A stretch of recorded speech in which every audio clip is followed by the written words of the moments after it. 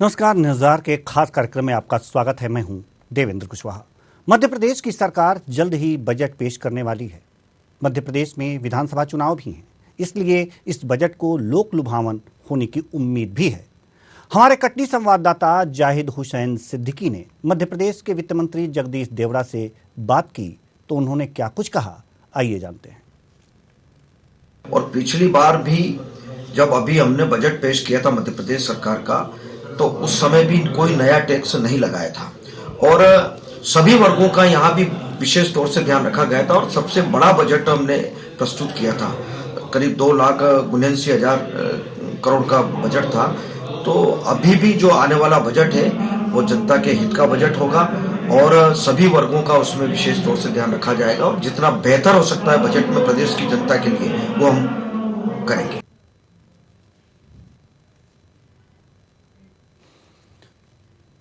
वित्त मंत्री के अनुसार बजट लोकप्रिय होगा, सभी वर्गों को ध्यान में रखा जाएगा। ऐसे में विद्यार्थियों को इस बजट से क्या उम्मीदें हैं, क्या चाहते हैं छात्र, जानने की कोशिश की है हमारे अनूपपुर संवाददाता अमित ने। मैं चाहती हूँ कि जो आगामी बजट आ रहा है उसमें सरकार मध्य प्रदेश को आत्मनिर्भर बनाने के लिए हम विद्यार्थियों को और अधिक अवसर प्रदान करें और कॉलेज के इंफ्रास्ट्रक्चर वगैरह पे ध्यान दिया जाए और विद्यार्थी जो पढ़ना चाहते हैं उनको बुक्स के लिए लाइब्रेरी जिलों में प्रोवाइड कराई जाए, जिनसे विद्यार्थी जिनके पास बुक्स को खरीदने के पैसे अगर नहीं है तो वो लाइब्रेरी में जाकर पढ़ सकें और अपनी शिक्षा में उनकी शिक्षा में कोई बाधा ना आए। और जो भी विद्यार्थी स्नातक और स्नातकोत्तर क्रॉस कर चुके हैं उनको मतलब पढ़ाई करने के बाद ही रोजगार प्राप्त हो जाए। ये चाहती हूँ कि हमारे एजुकेशन के लिए कुछ अच्छा हो और मैं बात करना चाहती हूँ सबसे इम्पोर्टेंट कि मेडिकल क्षेत्र में कि उनके वहाँ मतलब वहाँ मेडिसिन्स वगैरह वहाँ मतलब सुविधाएं इतनी ज़्यादा अच्छी नहीं है यहाँ सरकारी अस्पताल में, तो वो सब के लिए भी कुछ अच्छा हो। सरकार से ये अपेक्षा रखते हैं कि अपन लोग जो ITI किए, ITI करने के बाद जो बहुत सारे बेरोजगार युवा हैं उनको रोजगार मिलना चाहिए। रोजगार मिलने के साथ साथ उनकी जिंदगी मतलब थोड़ा संवर जाएगा, ये ज़्यादा अच्छा होगा। ये तो है छात्रों की उम्मीदें। मध्य प्रदेश के बजट से वे क्या चाहते हैं। अगर देखा जाए मध्य प्रदेश में बजट में शिक्षा के लिए वर्ष 2022-23 में 32,843 करोड़ रुपए की व्यवस्था की गई थी, जबकि साल 2020-21 में 30,796 करोड़ रुपए की प्रावधान किए गए थे। ऐसे में उम्मीद है कि इस वर्ष भी शिक्षा के क्षेत्र में बजट में बढ़ोतरी होगी। तो आइए सबसे पहले ग्राफिक्स के माध्यम से जानते हैं कि शिक्षा के किन किन क्षेत्रों में कितने कितने प्रतिशत या कितने कितने हजार की धनराशि आवंटित की गई थी। ग्राफिक्स के माध्यम से हम जानते हैं बजट 2022-23 की बातें। स्कूल शिक्षा विभाग द्वारा 27,792 करोड़ रुपए, उच्च शिक्षा विभाग के लिए 3,513 करोड़ रुपए, तकनीकी शिक्षा कौशल विकास एवं रोजगार विभाग के लिए 1,538 करोड़ रुपए के प्रावधान किए गए थे। तो ये थे जो 2022-23 में शिक्षा के क्षेत्र में बजट में जो प्रावधान किए गए थे, वो राशियों के बारे में हमने आपको बताया। आज हम इस कार्यक्रम में इस बात पर चर्चा करेंगे कि शिक्षा के क्षेत्र में अगर जो स्कूल शिक्षा विभाग की तरफ से ज़्यादा खर्च किया जा रहा है, यानी कि स्कूल शिक्षा विभाग के विकास के लिए ज़्यादा खर्च किया जा रहा है, शिक्षा के जितने बजट हैं उसमें सबसे ज़्यादा स्कूल शिक्षा विभाग पर खर्च किया जा रहा है, तो उसकी स्थिति अभी दयनीय क्यों बनी हुई है। और साथ ही साथ ये भी जानने की कोशिश करेंगे कि इस आने वाले बजट में और क्या हो, क्या और बजट दिया जाए। लेकिन स्कूल शिक्षा विभाग के बाद जो उच्च शिक्षा विभाग है उस पर भी जो बजट है वो बहुत ही नॉमिनल खर्च किया जा रहा है। यानी कि एक तरह से यह कहा जा सकता है कि 3,513 करोड़ रुपए ही खर्च किए गए हैं। यानी कि अगर कुल शिक्षा पर 2022-23 में बजट में यह प्रावधान किया गया था कि 32,843 करोड़ रुपए खर्च किए जाएंगे, इसमें अगर जो ये देखा जाए कि 27,792 करोड़ रुपए स्कूल शिक्षा पर खर्च किया सरकार ने, तो सवाल यहां पर यह उठ करके खड़ा होता है कि इतनी भारी राशि खर्च करने के बाद भी जो स्कूल शिक्षा विभाग है, वो स्कूल शिक्षा विभाग है, वो आखिर क्यों पिछड़ता जा रहा है और क्यों लोग प्राइवेट स्कूलों की तरफ ध्यान दे रहे हैं, प्राइवेट स्कूल की तरफ अपने बच्चों को पढ़ा रहे हैं, ज्यादा उसकी तरफ क्यों नजरें दौड़ा रहे हैं। तो सवाल यहां पर यह है, बात अगर जो करें कि 2021-22 में जो शिक्षा पे खर्च हुआ था, बजट में प्रावधान किया गया था, उसमें 30,796 करोड़ रुपए का प्रावधान किया गया था खर्च करने की, जिसमें स्कूल शिक्षा विभाग की अगर जो बात करें तो 25,953 करोड़ रुपए यहां पर खर्च किए गए थे, यानी कि उसके प्रावधान किए गए थे खर्च करने के लिए। हालांकि 2023 में 7% यह राशि बढ़ी है, कुल मिलाकर के अगर जो देखा जाए तो 7% राशि जो है ये यहां पर बढ़ी है। लेकिन फिर भी जो हमारे स्कूल शिक्षा विभाग की कवायद है वो लगातार जो है इसका स्तर सुधरने का नाम नहीं ले रहा है। तो आखिर ये कमी कहां है? क्या बजट तो इसके लिए भरपूर दिया जा रहा है जो भी शिक्षा के लिए आ रहे हैं? साथ ही साथ ये देखने का प्रयास करेंगे कि उच्च शिक्षा विभाग और तकनीकी शिक्षा और कौशल विकास विभाग में क्या खर्च हो रहे हैं और क्या बढ़ाने की जरूरत है। जी, आज इस मुद्दे पर चर्चा के लिए हमारे साथ सुकृति जैन, जो संचालक हैं टेवाई बीएड डिग्री कॉलेज की। आपका बहुत बहुत स्वागत है हमारे इस कार्यक्रम में। साथ ही साथ पारस जैन जी, जो डायरेक्टर हैं केडीसी डिग्री कॉलेज कटनी के।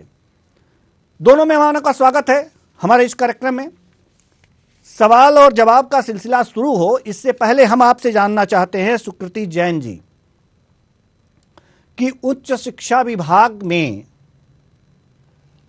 क्या कमियां दिखाई देती हैं कि अभी सरकार को वहां पर बजट में प्रावधान करना चाहिए जिससे कि वो कमी दूर हो सके। जी आदरणीय महोदय, हम लोग शिक्षा विभाग के सबसे निकट माने जाते हैं, खास तौर पर ग्रामीण क्षेत्र में। एक बात जो देखने में आती है विद्यालयों में कि सरकार ने क्वांटिटी की तरफ ध्यान दिया है, क्वालिटी ऑफ एजुकेशन की तरफ ध्यान नहीं दिया।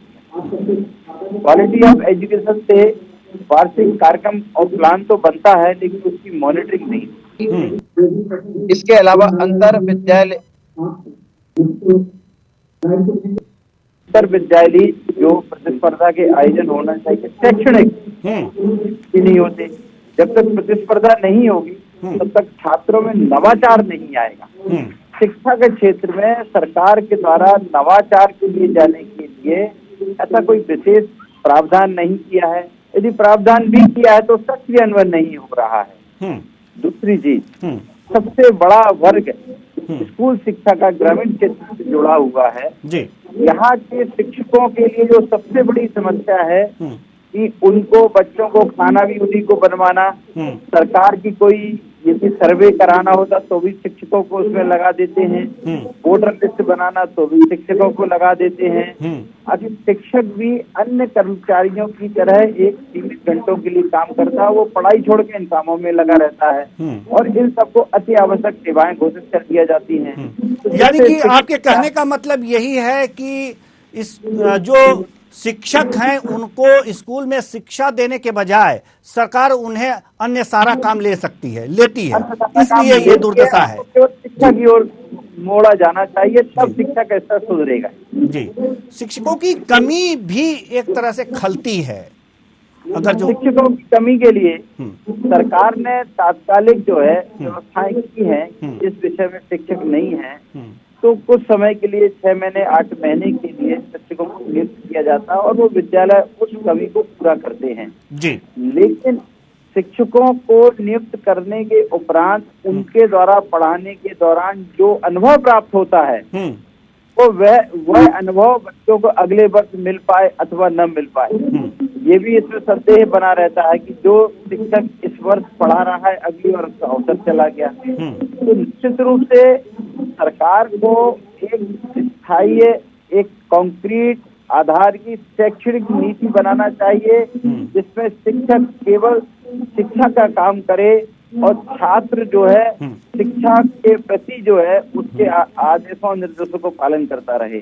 सरकार की जिम्मेदारी सबसे अधिक होती है कि अकेले पैसा खर्च कर देने से शिक्षा का स्तर नहीं सुधरेगा। शिक्षा का स्तर सुधरेगा तो देश का जो बच्चा है वो शिक्षित होगा, ज्ञानी होगा, पढ़ा लिखा होगा, समझदार होगा और उच्च शिक्षा में भी उसका असर होगा। आज उच्च शिक्षा में भी शिक्षा का स्तर गिरा है क्योंकि उसमें प्रवेश लेने वाले छात्रों को वो एकेडमिक स्टैंडर्ड उनका आ ही नहीं पाता जो साउथ के राज्य है। साउथ के राज्य तमिलनाडु है, आंध्र है, उत्तर प्रदेश है, यहाँ के राज्यों के बच्चों का जो उच्च शिक्षा बच्चों शैक्षणिक स्तर बहुत अच्छा है, तकनीकी स्तर शैक्षणिक बहुत अच्छा है। उनकी तुलना में मध्य प्रदेश में अभी वो चीज नहीं है क्योंकि ऐसे छात्रों को वर्तमान परिवेश के हिसाब से तैयार करने की कोई योजना महाविद्यालयों में सरकार के द्वारा लागू की जाना चाहिए। सरकार बहुत अच्छा कर रही है लेकिन उस पैसे का सदुपयोग होना चाहिए और जब तक सदुपयोग नहीं होगा तो परिणाम संतोषजनक नहीं आएंगे। ठीक है, पारस जैन जी हम आपके पास आना चाहेंगे। पारस जैन जी, सवाल आपसे ये है कि जहां तक उच्च शिक्षा की बात है, आपको कहाँ कमी खलती है कि यहाँ फंड होता तो ये चीजें और अच्छी की जा सकती हैं? सबसे पहली बात तो यह है कि पिछले 5 वर्षों में लगातार जो परिवर्तन आए हैं उस परिवर्तन में यह जाए कि प्रवेश की प्रक्रिया कब से कब तक चलानी है।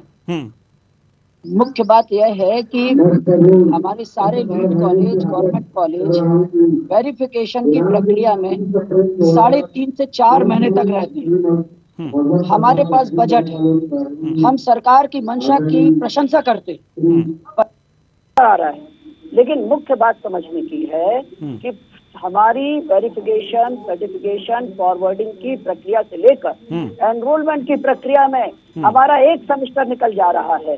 तो जो हमारी पूरी योजना है, बजट है, जो हमारे कार्य की पद्धति है, पेडागोजी है, वेयर वुड इट लैंड, इसको अच्छा स्टार्टअप ही नहीं मिल पाता है। और इसके लिए बहुत आवश्यक है कि हमारे एडमिशन के प्लान सबसे पहले स्थायी तौर पर शेड्यूल्ड हो, कैलेंडर हो। सेकेंडली, हमारे जितने भी वरिष्ठ प्राध्यापक हैं गवर्नमेंट कॉलेजेस के, ये भी इस प्रोसेस में पूरी तरह से कंज्यूम्ड हैं। They have to put their digital science, उन्हें पूरी चीजों की प्रस्तावना देनी। इसका इफेक्ट जो हमारा मुख्य लक्ष्य है एजुकेशन की क्वालिटी, जिसके लिए सभी प्रयास, वो वहां पर जाकर अपने एजुकेशन की इम्पार्टिंग का काम, अपनी सर्विसिंग का, अपने अच्छे लेक्चर के रेंडरिंग का काम ये नहीं हो पा रहा है। तीसरी बात, स्कॉलरशिप एक बहुत बड़ी आवश्यकता है जो कि गवर्नमेंट हमारे विद्यार्थियों को सपोर्ट करती है, लेकिन इस प्रक्रिया को पिछले 4 सालों में इतनी कठिनाइयों के दौर से गुजरना पड़ रहा है कि सभी स्टाफ, चाहे वो हमारे शासकीय महाविद्यालय हो या शासकीय महाविद्यालय हो, इसकी पूर्ति में ही लगातार अपना क्रिएटिव टाइम दिए जा रहे हैं और इसके डेटा प्रोसेसिंग में ही खर्च हो रहे हैं। चौथी बात, हमारी जितनी भी एक्टिविटीज हैं वो एक्टिविटीज अभी पिछले 3 सालों में हम प्रशंसा करेंगे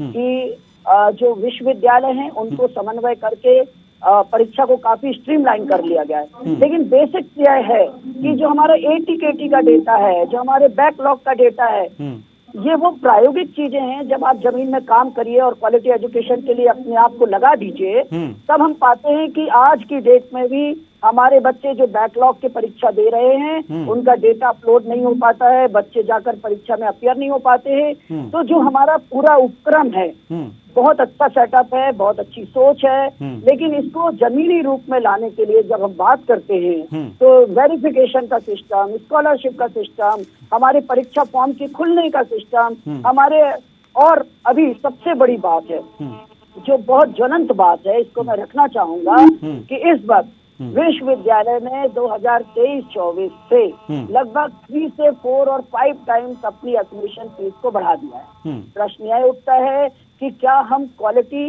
एंड क्या एक तरफ हम लोग किफायती शिक्षा की बात कर रहे हैं ताकि वो जन जन तक पहुंचे, दूसरी तरफ 5 टाइम्स एट अ टाइम का एफिलिएशन फीस का बढ़ जाना, ये किस लॉजिक के अंतर्गत आ रहा है, हम किस तरफ जाएंगे। तो मुख्य बात यह है कि विद्यार्थियों को सभी लोग अच्छा करना चाहते हैं, हमारे विश्वविद्यालय, हमारा उच्च शिक्षा विभाग, सारे शासकीय महाविद्यालय, एलीट कॉलेज, प्राइवेट कॉलेज भी कुछ हद तक अच्छा करना चाहते हैं, but the technical thing is that all things connected and they are inter related. हमारे एडमिशन, हमारा वेरिफिकेशन, हमारी काउंसलिंग, हमारी एडमिशन का डेटा आना और उसके बाद एनरोलमेंट का 6 महीने बाद होना, और उसके बाद भी जब बच्चा सेमेस्टर पद्धति में आता है, फर्स्ट सेमेस्टर किसी कारण से वो नहीं निकाल पाता, 33% विद्यार्थी, almost from 28 to 33, the data में vary from one university to another, ये बच्चे बैकलॉग में जाते हैं, एक्स स्टूडेंट में आते हैं, उनको अपना परीक्षा फॉर्म खुलवाने के लिए बहुत परेशानी करना पड़ती है, और सभी तरफ ऑनलाइन सेंटर्स के उन्हें बार बार चक्कर काटने पड़ते हैं। अब मुझे प्रश्न यह है कि एक विद्यार्थी जो कि किसी ग्रामीण अंचल का है, जिसके विकास के लिए हम लोग बात कर रहे हैं, बजट दे रहे हैं, उच्च शिक्षा की नई न्यू एजुकेशन पॉलिसी 2020 हम लॉन्च कर रहे हैं, सेमेस्टर लॉन्च कर रहे हैं, नया कोर्स लॉन्च कर रहे हैं, लेकिन वो विद्यार्थी जब प्रायोगिक रूप पे अपने अच्छी उमंग और उत्साह के साथ पढ़ने जाता है और परीक्षा देने जाता है, तो उसका डेटा उसको सामने नहीं मिलता। छात्रवृत्ति में जाता है तो एमपी टास्क जैसा कठिन वर्क हो गया है, उसका डेटा अपलोड नहीं होता है, फिर होता है तो लाइन कमांड अलग है, उससे उसको कनेक्ट नहीं हो पाता है, फिर इससे स्कैम हेल्पलाइन बढ़ जाती हैं, फिर इसके बाद सारे महाविद्यालय इसी रूप से बाहर नहीं निकल इसको पाते। दुरुस्त करने के उपाय क्या हैं सर? बहुत सिंपल है, जो कोऑर्डिनेशन कमेटी हमारी काम कर रही है, जो माननीय गवर्नर महोदय के कोऑर्डिनेशन में इतना अच्छा होता है, इसमें इसका पूरा शेड्यूल सारे विश्वविद्यालयों के लिए, जैसे हायर एजुकेशन के काउंसलिंग को लेकर, स्कॉलरशिप को लेकर, एडमिशन को लेकर और रिजल्ट ओपनिंग को लेकर हमारी गाइडलाइंस और डेट्स एकदम फिक्स होनी चाहिए।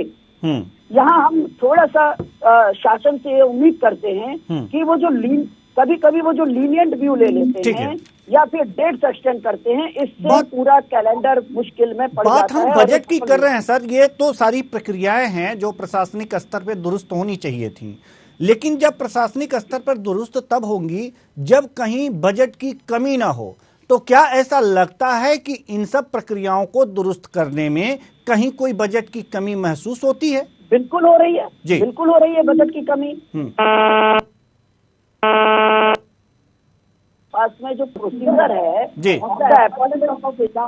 And it continues for 4 months time जी। विद्यार्थी के सेमेस्टर आ जाता है और उसे क्लासेस नहीं मिल पाती हैं, तो बजट इसका बहुत बड़ा बेसिक रोल अदा करता है जी।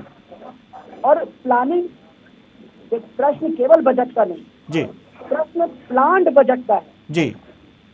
हमारा मुख्य कहना है कि बजट के साथ में प्लान भी उतनी ही जरूरी है, और अगर हमारे पास टीचर पहुंच रहे और हमारा सेशन निकल गया तो वो टीचर की उपस्थिति, उसकी इच्छा और विद्यार्थियों की पढ़ने की इच्छा दोनों बजट के होते हुए भी पूर्ण नहीं हो पाती जी। ठीक है, ठीक है। सुकृति जैन जी, हम आपके पास आएंगे, लेकिन इससे पहले आपको बता दें कि टीएन मनीष जो वरिष्ठ पत्रकार हैं हमारे साथ जुड़ चुके हैं। बहुत बहुत स्वागत है आपका हमारे इस कार्यक्रम में। बड़ी देर बाद जुड़े हैं, कुछ चर्चाएं तो हो गई हैं, बजट से संबंधित शिक्षा पे किस तरह से खर्च किया जाए, बजट में क्या होगा, इन्हीं सब पे चर्चा हो रही है कि मध्य प्रदेश का बजट आने वाला है, तो मध्य प्रदेश के शिक्षा के विकास के लिए और क्या हो। सुकृति जी, हम आपके पास आएंगे, लेकिन थोड़ी देर बाद। थोड़ा सा धैर्य रखें आप। टीएन मनीष जी, हम आपसे जानना चाह रहे हैं कि स्कूल शिक्षा विभाग पे जो शिक्षा के बजट हैं उस पे ज्यादा खर्च होता है अपेक्षा उच्च शिक्षा विभाग पे जितना बजट खर्च होता है। अगर बढ़ोतरी की भी बात करें तो अगर जो 2021-22 में जितने उच्च शिक्षा पर खर्च हुआ था उसका मात्र 1% ही बढ़ोतरी हुआ है 22-23 में, जबकि 7% जो है वो बढ़ोतरी हुई है स्कूल शिक्षा विभाग पे। और इतनी बढ़ोतरी होने के बाद भी हमारी स्कूल शिक्षा विभाग की दयनीय स्थिति है। लोग अपने बच्चों को प्राइवेट स्कूलों में भेज रहे हैं। क्या लगता है, बजट की और आवश्यकता है या फिर उसी बजट को मैनेज तरीके से ठीक ढंग से करने की आवश्यकता है? जी, स्कूल शिक्षा विभाग से देवेंद्र जी, इसमें 3 मुद्दे हैं। पहला मुद्दा ये है कि हमारा जो बुनियादी ढांचा है, उस बुनियादी ढांचे में उसको मजबूत करने के लिए जो प्रावधान बजट में, उन प्रावधानों पर अमली जामा जमीनी स्तर पर किस हद तक पहनाया गया, कितना बजट लैप्स हुआ, कहाँ कमी रह गई, कहाँ पर प्रशासनिक इच्छा शक्ति का अभाव है, कहाँ पर राजनीतिक इच्छा शक्ति का अभाव है, कहाँ पर स्कूल चलो हम जैसे अभियानों के बीच ऐसे बुनियादी ढांचे की जरूरत है जहाँ पर एक तो शिक्षक संतुष्ट रहे, सरकार से संतुष्ट रहे, सरकार की व्यवस्था से संतुष्ट रहे, स्कूलों की इमारत जर्जर ना हो, स्कूलों का पहुंच मार्ग अच्छा रहे, शहरी और नगर निगम के द्वारा जो इलाके संचालित हैं वहां पर भी हल्की सी बारिश में स्कूल तालाब में तब्दील हो जाते हैं, मैदान में बच्चे नाव चलाते हैं कागज की। तो ये जो पूरी व्यवस्था है इसको बहुत बड़े आमूलचूल बदलाव की जरूरत है। लेकिन सरकार बजट में तो कोई कमी नहीं रख रही स्कूल शिक्षा विभाग के लिए। जी देवेंद्र जी, बजट ही सब कुछ नहीं है ना जी, वही तो मेरा प्रश्न है जी कि आज आप बजट दे रहे हैं लेकिन क्या कारण है कि आप देखिए लगातार आंदोलन की राह पकड़ा हुआ है महकमे का बुनियादी ढांचा। दूसरी बात, क्या मध्य प्रदेश की सरकार ने आज तक इस बात पर आत्म अवलोकन किया है कि हमारा एक शिक्षक जिसका मूल कर्तव्य बच्चों को शिक्षा देना है, उसके सर पर सरकार कितना बोझ लाद देती है, कितने तरह के सर्वे उससे कराती है, जनगणना उससे कराती है, मतगणना उससे कराती है, पशु गणना उससे कराती है। तो आप अगर एक विभाग के एक प्रमुख अंग को, जिसको हम कहते हैं कि शिक्षक भविष्य का भाग्य निर्माता है, हमारी संस्कृति में कहते हैं गुरु गोविंद दो खड़े काके लागू पाए जी, तो बलिहारी गुरु आपके गोविंद यो बताए। तो ये जो बात है इसमें आप ये देखिए कि सरकारी शिक्षा की व्यवस्था का जो अधोसंरचना है, उस अधोसंरचना का मुख्य अंग एक शिक्षक है और तमाम तरह की विपरीत स्थितियों के बावजूद अच्छे नतीजे आ रहे हैं। दूसरा सवाल है, क्या प्रशासनिक अधिकारी अपने बच्चों को शासकीय स्कूलों में भेजने का उदाहरण पेश करते हैं? ठीक है। क्या बड़े नेता अपने बच्चों को शासकीय स्कूलों में शिक्षा देने की स्थिति बनाते हैं? ठीक है, उसके लिए हम अलग से डिबेट कर लेंगे, लेकिन सवाल यहाँ पे बजट की हो रही है क्योंकि बजट पेश होने वाला है और जगदीश देवड़ा जी पूरी तैयारी में व्यस्त हैं कि हाँ हम बजट अच्छे तरीके से लें। तो जरूरत बजट की कहाँ है? क्या स्कूल शिक्षा विभाग को इतना ज्यादा जो बजट दिया जा रहा है तो और उच्च शिक्षा विभाग को उसकी अपेक्षा बहुत मामूली सा बजट दिया जा रहा है।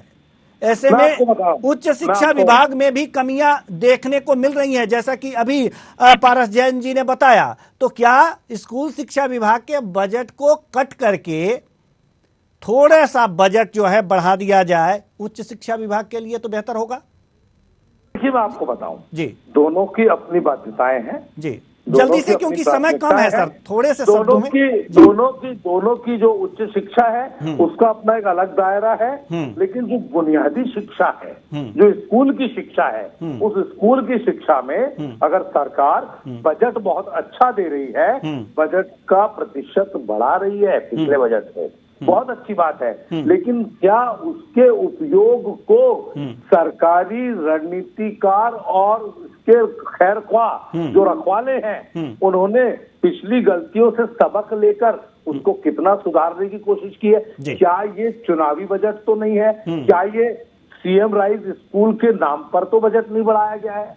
क्या ये भारतीय जनता पार्टी की अपनी जो रीति नीति है कि किसी भी इवेंट को बहुत अच्छे से मैनेज करके जनता के बीच में संदेश छोड़ने की कोशिश भाजपा के रणनीतिकार बखूबी मतलब आप प्रत्यक्ष रूप से कह रहे हैं कि जो बजट आने वाला है वो इसी तरह से चमकदार दमकदार, क्योंकि विधानसभा चुनाव आने वाले हैं, ऐसा ही कुछ होने वाला है?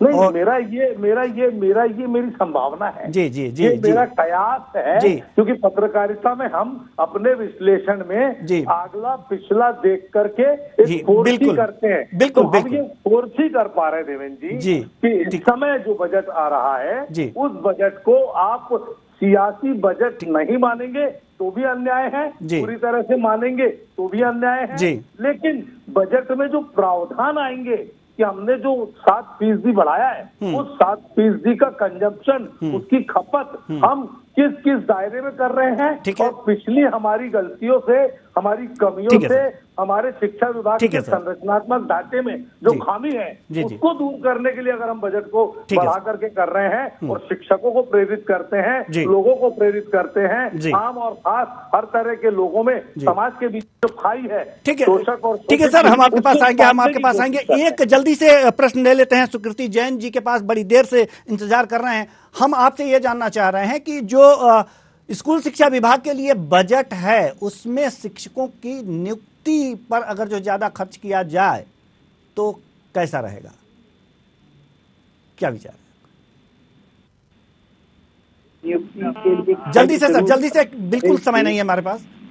हाँ, खर्च करेगी, लेकिन वो खर्च स्थायी रूप से होना चाहिए। अस्थायी शिक्षकों की भर्ती नहीं होना चाहिए, एक बात। दूसरी बात, क्वालिटी ऑफ एजुकेशन सुधार करने के लिए शिक्षकों केवल शिक्षकी कार्य कराया जाना चाहिए और अन्य कोई कार्य नहीं कराया जाना चाहिए। तीसरी बात, शिक्षा में नवाचार होना चाहिए, नए नए तरह से शिक्षा के ग्रहण करने के तरीके बच्चों में डेवलप करना चाहिए। चौथी चीज, केवल सरकार की एक नीति रहेगी तो अब लड़के पास हो जाए, चाहे उन्हें आए जाए कुछ नहीं, ये नीति नहीं होना चाहिए। बच्चों में जो है उनको पूरी तरह शिक्षित करके अपने ही दम पर अपनी कक्षा को पास करने की योग्यता पैदा करना अनिवार्य है और ये केवल सरकार ही कर सकती है क्योंकि उसके हाथ में प्रशासन है। और दूसरी बात यह है कि सरकार को शिक्षा क्षेत्र को आय का स्रोत नहीं बनाना चाहिए। स्वास्थ्य, शिक्षा, सुरक्षा ये देने वाले विभाग क्या सरकार देती है ये। ठीक है सर, घड़ी की सुइयां और इजाजत नहीं देती कि हम इस चर्चा को और आगे बढ़ाएं। बहुत बहुत धन्यवाद तीनों मेहमानों का। तीनों मेहमान आए